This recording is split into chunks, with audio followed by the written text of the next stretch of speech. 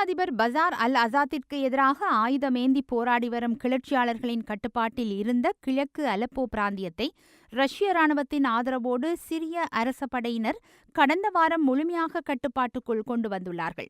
இதனை அடுத்து கடந்த 2012ஆம் ஆண்டு முதல் கிழக்கு அலப்போ பிராந்தியத்தை முழுமையாக கட்டுப்பாட்டில் வைத்திருந்த அமெரிக்கா உட்பட மேற்குலக நாடுகளின் ஆதரவு பெற்ற கிளர்ச்சியாளர்கள் ஒரு சிறிய பகுதிக்குள் முடக்கப்பட்டுள்ளார்கள்.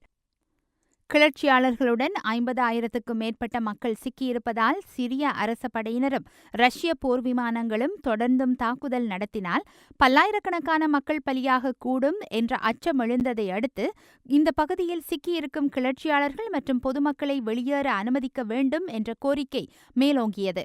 இந்த நிலையில் துருக்கி ரஷ்யாவுடன் மேற்கொண்ட சமரச முயற்சியை அடுத்து சிரிய அரச தரப்பு ஒரு தலைப்பட்சமாக போர் நிறுத்தத்தை அறிவித்ததோடு அலப்போவின் கிழக்கு பிராந்தியத்தில் சிக்கியுள்ள கிளர்ச்சியாளர்கள் அவர்களது குடும்பத்தினர் உட்பட பொதுமக்களை வெளியேற அனுமதித்தது.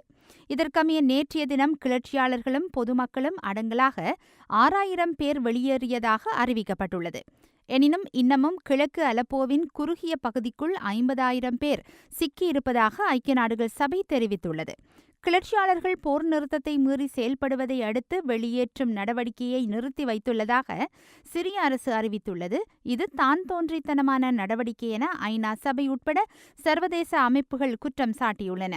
எவ்வாறாயினும் கிழக்கு அலப்போவிலிருந்து வெளியேற்றப்படும் கிளர்ச்சியாளர்களும் பொதுமக்களும் அல்-நுஸ்ரா என்ற ஆயுதக்குழுவின் கட்டுப்பாட்டில் இருக்கும் இட்லிப் மாகாணத்திற்கே அழைத்துச் செல்லப்பட்டுள்ளார்கள். அல்-நுஸ்ரா அமைப்பு கிளர்ச்சியாளர்களின் பிரதான ஆயுதக்குழு என்பது குறிப்பிடத்தக்கது. கடந்த 4 வருடங்களாக கிழக்கு அலப்போவில் இடம்பெற்ற மோதல்கள் காரணமாக பல்லாயிரக்கணக்கானோர் கொல்லப்பட்டுள்ளதோடு லட்சக்கணக்கான மக்கள் இடம்பெயர்ந்துள்ளார்கள். அது மாத்திரமன்றி இந்த பிரதேசத்தின் அனைத்து கட்டடங்களும் நிர்மூலமாக்கப்பட்டுள்ளமை குறிப்பிடத்தக்கது.